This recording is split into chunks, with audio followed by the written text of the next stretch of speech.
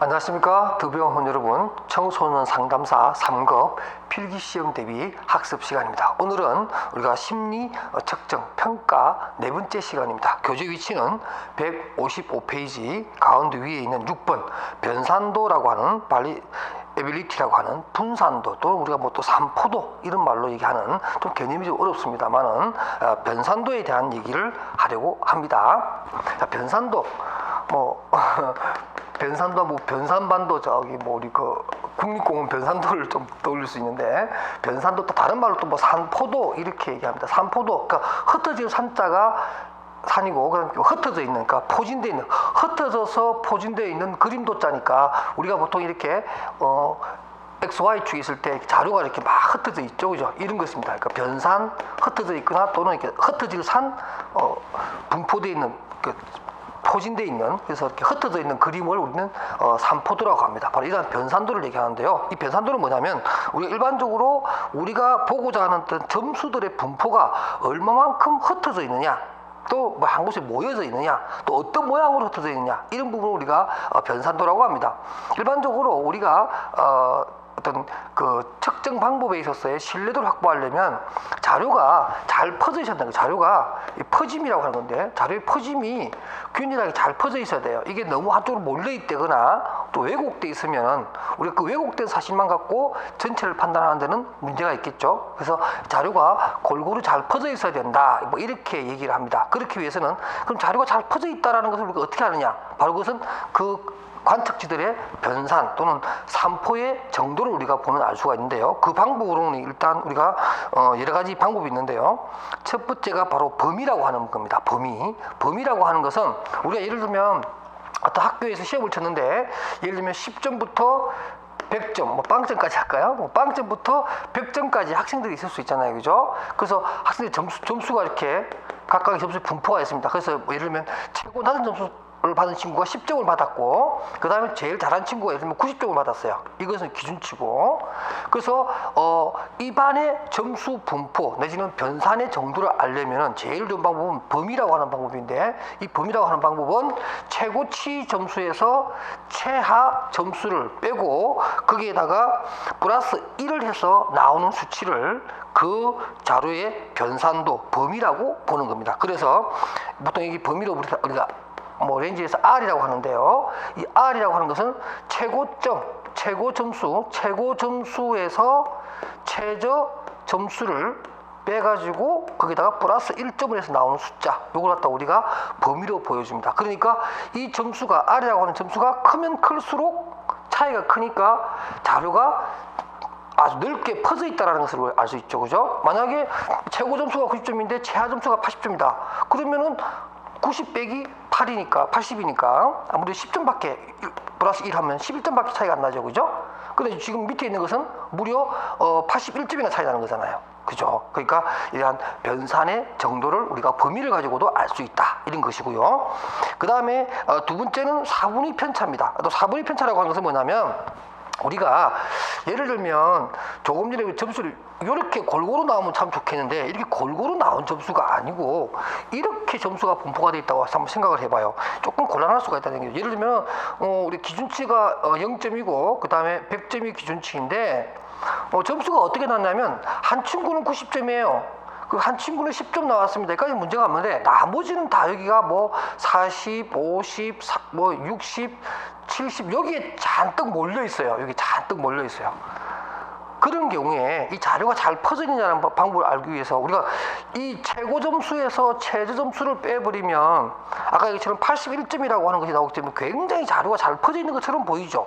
그런데 사실은 또 면밀히 들여다보면 이 반은 굉장히 균일한 점수를 가지고 있는 비슷한 실력을 가진 아이들이 많이 모여있더라는 거죠. 오히려 자료가 똘똘 뭉쳐져 있는 느낌이에요, 그죠? 그러니까 이런 경우에는 이 양극단치가 주는 어떤 착각에 의해서 이 전체 자료의 어떤 자료가 잘 퍼져 있구나, 이렇게 오해할 수 있다는 거죠. 그래서 이런 경우에는 우리가 보통 1, 4분면과 4, 4분면을 빼버리고 2하고 3, 4분면 요 안에 있는 것만 반을 딱 잘라서 여기에서 3에서 2를 빼는 이런 방법을 얘기하는 거죠. 그러니까 양극단의 어떤 왜곡된 점수를 좀 피하기 위해서 하는 방법 중에 하나가 바로 4분위 편차입니다. 그래서 그 4분위 편차와 관련 설명한 것 중에서 밑에서 8번째 줄인가요? 양가를 2번에 보면 이렇게 나와요. 즉 4분위 편차는 범위가 가지고 있는 단점인 양극단의 점수의 영향을 배제하기 위해서, 이게 말하는 10점과 90점의 점수를 영향력을 조금 배제하기 위해서 전체 사례를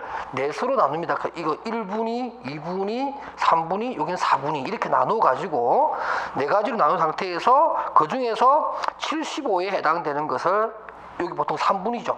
그 다음에 50에 해당되는 분위로 빼주는, 그래서 나누기 2를 하는 이러한 방법으로서 자료의 퍼짐 정도를 알아보는 방법이 바로 4분위 편차다. 이렇게 여러분들이 알아두시면 되겠습니다. 그러니까 이 4분위 편차는 어떻게 보면 또 우리가 앞 시간에 배웠던 그 범위와 비슷한 개념이긴 해요. 다만 양극단의 개치를 어떤 점수를 뺀 상태에서 보는 그것의 차이점이지, 따지고 보면 범위의 한 종류라고 볼 수가 있습니다. 그 다음 또 뭐냐면 우리가 별량이라고 하는 것이 있습니다. 우리가 보통 분산이라고 하고 발리엔시라고 하는 건데요. 별량에 대해서는 이렇게 제 책에 있는 그 문장 하나로 설명할게요.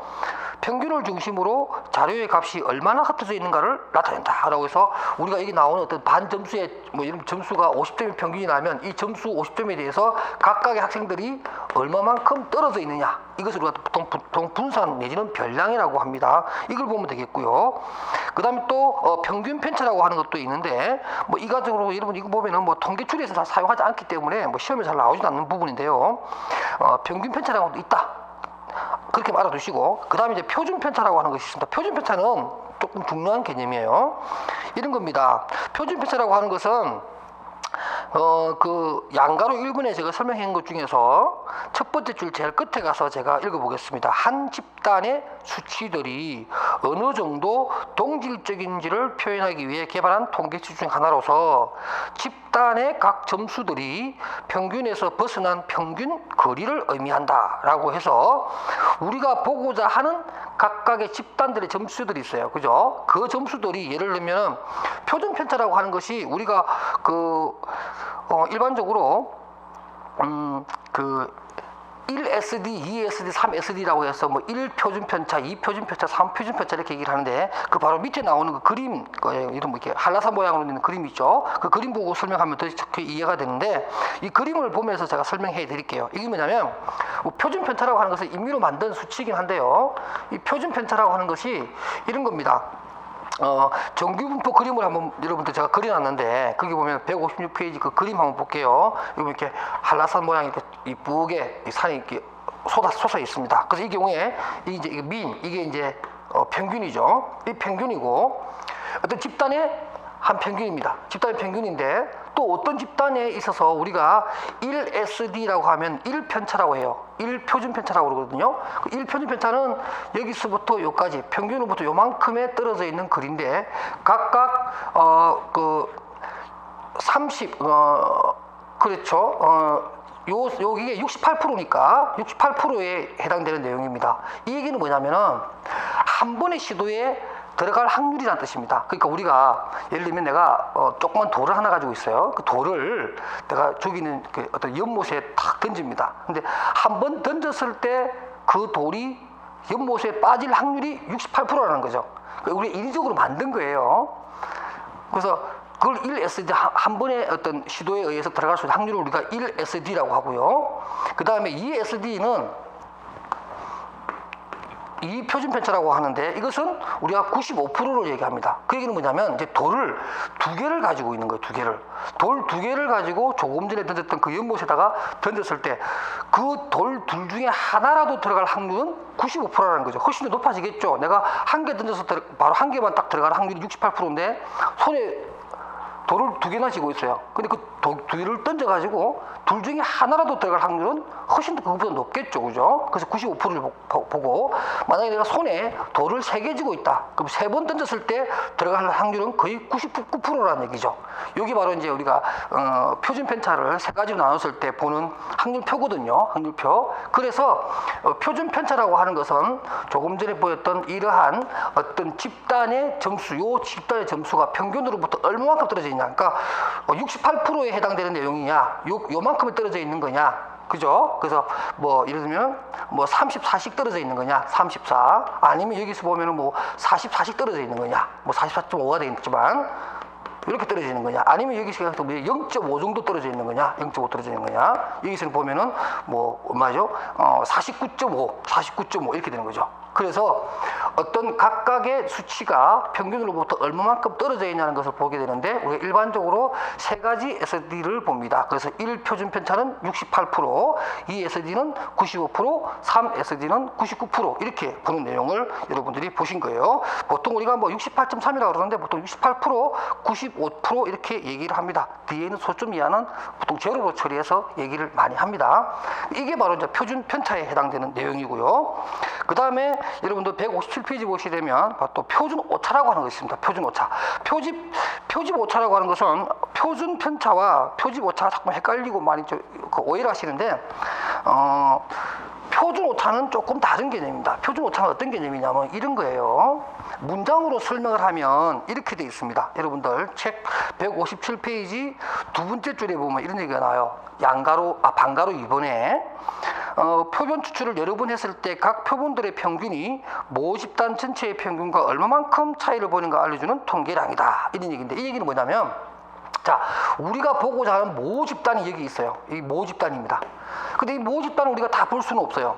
그러니까 우리는 이 모 집단의 어떤 평균치를 알기 위해서는 모 집단 전체를 다 전수조사해서 나누기, 모 집단의 수만큼 우리가 하면 정확한 평균이 나오겠죠. 그럼 우리 현실적으로 그거 불가능하죠. 그러니까 우리는 첫 번째 샘플링을 합니다. A 샘플링을 해요. A 샘플링을 하고, 그 다음 또 B 샘플링도 합니다. C도 합니다. B하고 C하고, 그 다음 또 D도 합니다. 그러면 각각의 샘플한 내용들, 우리가 샘플을 많이 하죠. 여러분들 왜 그 뭐 선거 같은 거 하고 나면 출구조사 하죠, 그죠? 근데 출구조사를 하는데 한 번만 한 것이 아니라 A 파트에서 하나의 어떤 그런 출구조사를 하고, 또 B 조직이 또 가서 또 합니다. 같은 회사에서 하는데 각각 다르게 하는 거죠. 그렇게 해서 A가 나온 평균이 예를 들면 뭐 예를 들면 95, 여기가 한 게 94, 여기가 한 게 뭐 93, 여기가 한 게 92 이렇게 나올 수가 있겠죠, 그죠? 그러면 이제 요 각각의 표집한 요 집단의 평균들이 전체 평균에 얼마만큼 떨어져 있는가 하는 것을 나타내는 통계치라는 거죠. 그러니까 예를 들면 지금 이렇게 됐을 때 지금 최고치가 뭐예요? 최고치가 95고 그 다음에 저치가 92예요. 자, 이렇게 나왔다라는 거죠. 그러면은 여기에 평균에 나오는 거죠, 그죠? 요 평균에 각각 얼마만큼 떨어져 있는가, 이 점수들이 이렇게 물어보는 겁니다. 그러면 이 점수는 여기에 대해서 뭐 여기가 만약에 93이라면, 평균이 93이라면 여기는 2 떨어져 있고 여기는 여기서 1 떨어져 있는 거죠, 그죠? 그래서 만약에 91이 나왔다 그랬을 때는 우리가 예를 들면 평균이 92고 플러스 마이너스 2가 되겠죠.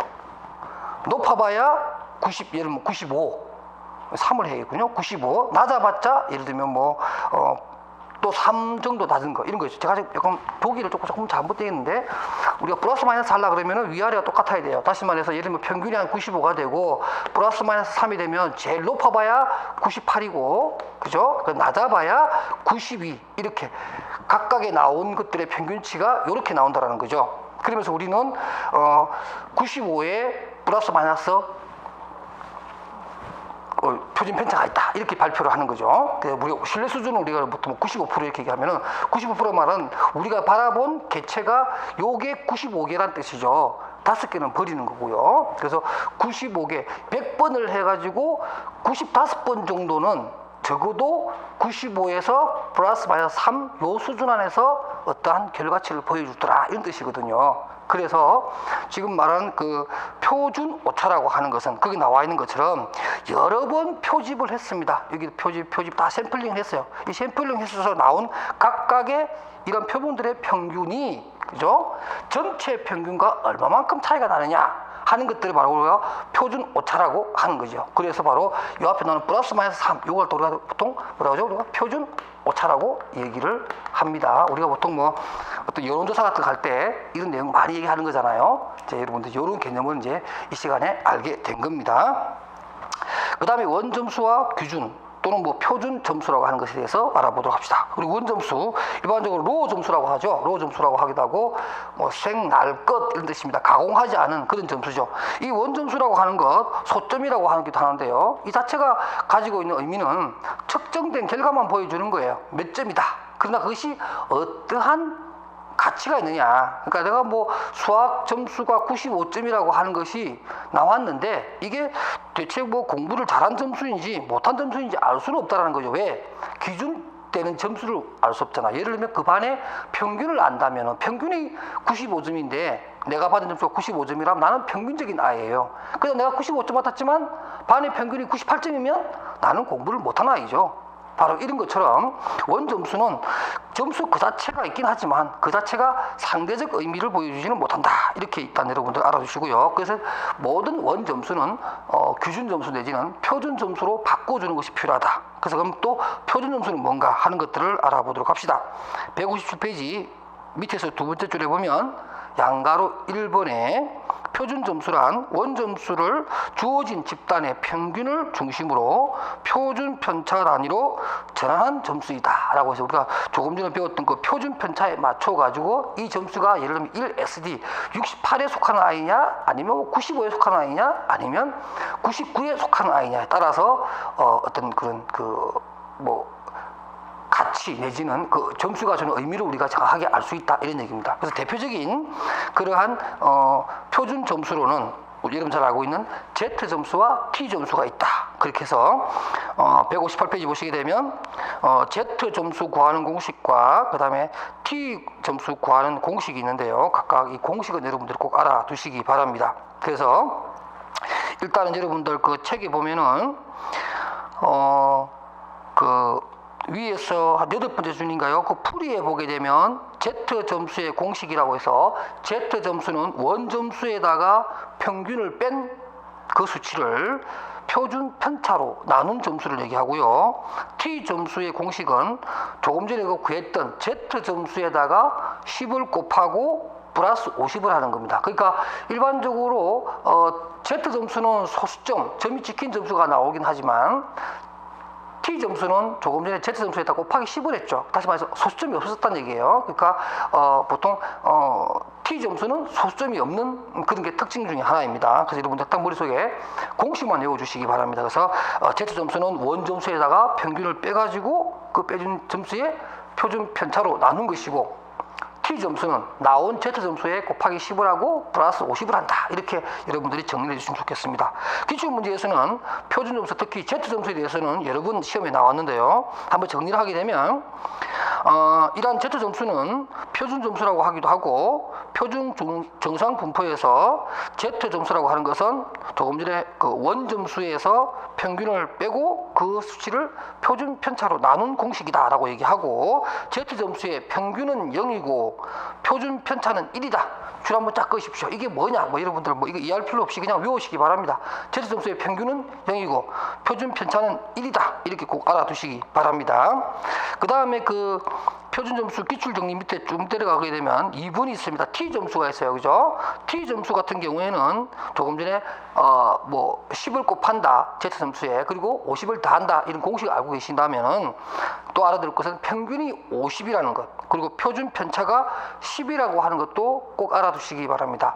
Z 점수는 뭐예요? 평균은 0이고 편차가 1이라고 그랬잖아요. 그러나 이러한 T 점수는 50과 10이라는 사실 꼭 알아두시기 바랍니다. 나머지 것들은 너무 깊은 내용이니까 우리 상급 시험에 잘 안 나오는 내용들이에요. 그러니까 Z 점수나 T 점수의 공식과 그 다음에 평균과 표준 편차 정도만 알아두시면 될 것 같습니다. 그 다음에 상관계수예요. 또 상관계수가 또 뭐냐? 이건 또 이제 우리가 변인 각각 변수들 간에 어느 정도의 관련성, 일정한 관계성이 있느냐 하는 것들을 알아보는 계수라는 거죠. 이것도 굉장히 중요한 얘기인데요. 이것도 한번 사례를 들어보면 이런 거예요. 우리가 상관계수라고 하는 게 점수의 분포도가 자체가 우리가 기준이 되는 어떤 변수와 관계에서 어떠한 의미가 있느냐 하는 것들이에요. 예를 들면 우리가 한번 볼까요? 이런 얘기를 할 수가 있을 것 같아요. 예를 들면 이제 어떤 친구의 이거는 수능 성적입니다. 수능 성적이고요. 이건 이제 대학 입학을 하자마자 첫 번째 시험 치는 중간고사 시험이에요. 중간고사 시험입니다. 근데 이제 우리 일반적으로 수능 성적이 좀 높은 친구가, 그죠? 중간고사에서 첫 번째 시험이니까 좀 점수 높은 점수를 얻을 가능성이 좀 있을 것 같고, 수능 성적이 좀 낮은 친구가 아무래도 처음 치는 시험이니까 중간고사에 좀 낮을 수 있을 것 같다. 그렇게 해서 점수 분포가 그 반에 그 학과의 학생이 한 20명이다. 20개의 수치가 이렇게 나온다면 수능 성적이 높은 아이들이 중간고사 시험도 높게 나온다는 거예요. 그죠? 그죠? 예를 들면 뭐 학업 성적이 높은 아이들이 미래 설계를, 진로 설계를 잘한다. 뭐 이렇게 봤을 때 이렇게 그림 나오면 이것은 예를 들면 수능 성적과 중간고사는 상관관계에 있어서 정의 관계를 가진다. 정의 관계를 가진다. 플러스 관계를 가진다. 이게 뭐냐면 높으면 높을수록 중간고사도 높아진다니까 우리가 말하는 비례 관계를 가지고 있는 비례 관계를. 거꾸로 하게 되면 이런 거죠. 거꾸로 하게 되면 이렇게 생겼다 칩시다. 만약 시험을 봤는데 이렇게 점수가 나왔어요. 그럼 이게 뭐냐면 수능 성적이 높은 친구가 오히려 여기 있으니까 중간고사 성적이 안 좋게 나오는 거예요. 처음 시험에. 또 수능 성적이 안 좋은 친구가 오히려 첫 번째 중간고사 시험에 점수가 더 높게 나온 거예요. 이것은 뭐냐면은 수능 성적과 중간고사는 오히려 반비례의 상관을 보여주더라. 그 상관관계가 정이 아니라 부의 관계더라. 마이너스의 관계더라. 이렇게 얘기할 수 있는 거죠. 이해되십니까? 그러니까 상관관계라고 하는 것은 우리가 크게 마이너스 1에서 1까지의 범위를 가지고 있는데 1에 가까울수록 상관계수가 1에 가까울수록 정의 관계죠. 높으면 높을수록, 낮으면 낮을수록 이렇게 해서 지금 우리가 보는 그래프에서는 이런 비례 모양을 1에 가까워지는 거고 마이너스 1에 가깝다는 얘기는 반비례에 가까운 상관계수를 설명하는 겁니다. 그럼 도대체 0은 뭐냐? 0은 뭐냐? 그럼 상관계수가 0이다. 0은 어떤 거냐면 이런 거예요. 0은 어떤 그래프 모양이냐면 이렇게 뭐 반비례 비례도 아니고 점수가 이렇게 흩어져 있어요. 이렇게 둘이 뭉실해요. 이런 거 보면 이제 우리는 이제 알 수가 없는 거죠. 수능 성적이 높은 아이, 요 아이는 높은 아이인데 중간고사는 이렇게 낮아요. 그렇죠? 또 어떤 아이는 이 친구는 수능 성적은 가운데인데 중간 시험은 최고로 좋은 점수를 받았어요. 또 이 아이도 마찬가지죠. 이 아이도 수능 성적은 얘보다 훨씬 더 못한데도 불구하고 중간고사는 잘 봤어요. 또 어떤 아이는 뭐 이 정도 아이는 또 수능을 잘 봤지만 자기보다 수능 성적을 적게 받은 사람보다 훨씬 더 못하는 이런 걸 또 받을 수 있겠죠. 그게 이제 뭐냐면 수능 성적과 중간고사는 아무 상관이 없다는 뜻이에요. 0이란 말은 뭐냐면 상관이 없다는 뜻이 상관이 없다. 상관없이 그냥 별개의 어떤 결과치를 보여주는 것이다. 이렇게 얘기할 수 있겠죠. 그래서 상관계수는 마이너스 1에서 1까지인데 1은 정의, 비례관계, 마이너스 1은 반비례 모양을 보여주고 가운데 0은 아무 상관이 없다는 것을 보여주는 그러한 수치라는 것을 여러분들이 알아두시기 바랍니다. 자, 그 다음에 이제 신뢰도에 관한 얘기를 또 좀 하려고 합니다. 사실의 신뢰도인데 이제 우리가 배워야 될 것이 이제 신뢰도와 타당도가 되는데요. 아마 여러분들 뭐 심리 검사, 측정 또는 평가라고 하는 이 과목에서 가장 많이 듣는 얘기가 신뢰도, 뭐 타당도 이런 내릴 겁니다. 또 시험에도 또 신뢰도와 타당도가 시험에 잘 나오는데 한번 첫 시간이니까 여기 신뢰도에 대해서 제가 한번 또 설명해 드릴게요. 신뢰도는 말 그대로 우리가 신뢰도 이런 말 탁 나오면은 머릿속에 여러분들 염두에 들려야 될 게 뭐냐면 바로 일관성 이렇게 얘기합니다. 일관성. 그러니까 변함없는 결과를 보여주는 것 이렇게 보여주면 됩니다. 신뢰도라고 하는 것은 믿을 수 있는 거니까 일관성이 있어야 되죠. 어제의 행동과 오늘의 행동이 달라버리면 우리는 그 사람을 믿을 수가 없는 것이죠. 그죠? 다른 어떤 뭐 약속 내용이 바뀐 것이 아닌데 말을 달리 해버린다든가 이러면 우리는 당황스럽게 되잖아요. 그 신뢰도는 말 그대로 믿을 수 있는가 하는 것이 일관된 결과를 보여주느냐 하는 것들인데 우리 교재 내용을 한번 정리해서 보면 이런 겁니다. 159페이지에 이런 거예요. 검사의 신뢰도라고 하는 것은 동일한 사람을 상대로 검사를 실시했을 때 검사 조건이나 검사 시기 등과 관계없이 검사 점수가 일관성 있게 일관된 모습으로 점수를 나타내느냐, 그 점수를 얼마만큼 잘 나타내 주느냐에 따라서 우리는 그것을 신뢰도라고 얘기한다.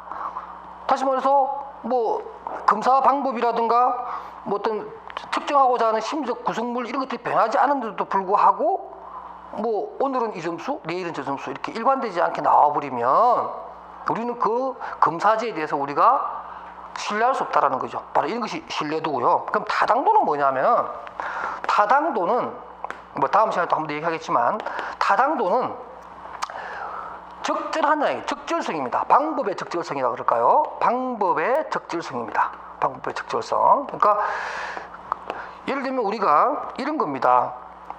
줄자를 가지고 키를 잰다.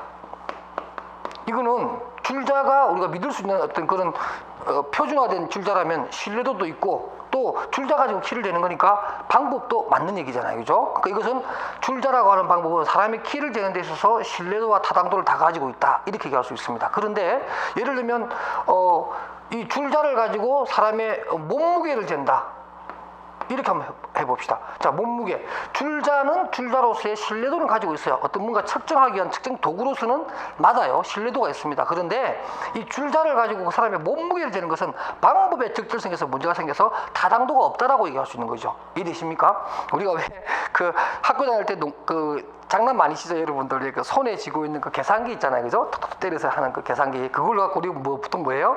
이 계산기 믿을 수 있는 거죠. 일반적으로 우리가 뭐 어린아이가 1 더하기 1 눌러서 2가 나오는 거나, 어른이 눌러서 1 더하기 1을 눌러서 나오는 2나, 우리는 똑같은 결과치로 신뢰합니다. 그러니까 다시 말해서 전자계산기는 어떤 숫자를 계산하는 방법에 있어서는 믿을 수 있는 측정 도구예요. 근데 우리는 그거 갖고 보통 친구 머리를 탁 때립니다. 그리고는 탁 찍히면 너 뭐 한 35가 찍혀 있으면 너 IQ 35네, 이렇게 농담하잖아요. 그죠? 이런 것은, 그러니까 그런 전자계산기 가지고 어떤 사람의 지능을 재는 방법은 적절하지 못한 것이고 타당하지 못하다는 거죠. 우리 바로 그런 의미로 볼 수가 있는 겁니다. 그럼 예를 들면 이런 것도 있어요. 예를 들면 고장난 체중계. 자, 봅시다. 자, 고장난 체중계를 가지고 몸무게를 잰다. 이거는 방법상으로는 맞아요. 그쵸? 이게 뭐 고장났든 말든 하여튼 체중계라고 하는 것은 사람이 몸무게를 재는 거니까 타당한 방법이에요. 그런데 고장이 나버렸기 때문에 이것은 신뢰할 수가 없다라는 거죠. 그러니까 우리가 타당하려면 그 전에 이미 신뢰도가 있어야 된다는 뜻이에요. 그러니까 신뢰도가 있어야만 타당할 수도 있다, 이렇게 얘기할 수가 있는 겁니다. 그래서 고장난 체중계는 신뢰도와 타당도를 또 우리가 이해하는데 좋은 사례가 될 겁니다. 자, 이렇게 해서 우리가 첫 시간에는 뭐 신뢰도의 개념을 설명했는데, 다음 시간에 신뢰도의 종류, 다음 또 타당도의 종류, 또 신뢰도와 타당도에 미치는 여러 가지 요인들에 대한 공부를 하도록 하겠습니다. 자, 오늘 이 시간에 또 제가 준비했던 내용들 다 했네요. 여러분, 다음 시간에 뵙도록 하겠습니다. 안녕히 계십시오.